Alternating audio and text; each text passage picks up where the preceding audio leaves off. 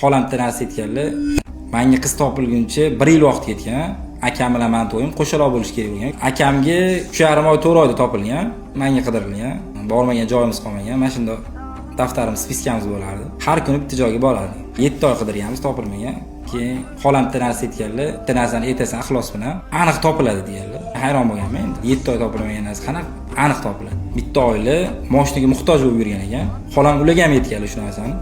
Ular ro'za oyida ro'zani birinchi kundan aytishni boshlashgan. Ro'zani oxirgi kunida tugagan. O'sha 40 ming marta bo'lgan. Hayit kuni tanimaydigan, bilmaydigan odam kelib bitta mashina shunda podarka qilib ketgandi. Xolam bu narsani aytganlaridan keyin men ham aytishni boshladim. Ixlos bilan 40 ming marta aytganman, sirazi topilgan. Agar shu 1 oy ichida menga ham qiz topilmasa, akam o'zlari uylanib ketadilar. Men keyingi yil uylanishimga to'g'ri kelardi. Bitta tanishimni ko'rib qoldim, birga ishlardik oldin. Iftorligiga bordim. Uzoqdan chaqirib oldilar, "Aka" deb, keyin borib ko'rishdik, bitta stolda o'tirdik. "Aka, sizni qidirib yurdim. To'yimga borasiz" dedilar. Xursand bo'lib gapiryapti. "Shu to'yga siz sababchisiz" dedilar. "Nimaga unaqa deyapsiz? Siz menga maslahat berdingiz, o'sha paytda qiz qidirib yurganimda, topilmayapti deganimda, xolamni menga shunaqa narsa aytuvdilar deb menga aytuvdingiz. O'sha narsani men 40 ming 10 marta aytdim. O'sha ayt bo'lishi bilan topildi. To'ylar ham, boshqa narsalar ham tez bo'lib ketdi. Ko'pchilik domlalar ham aytishadi.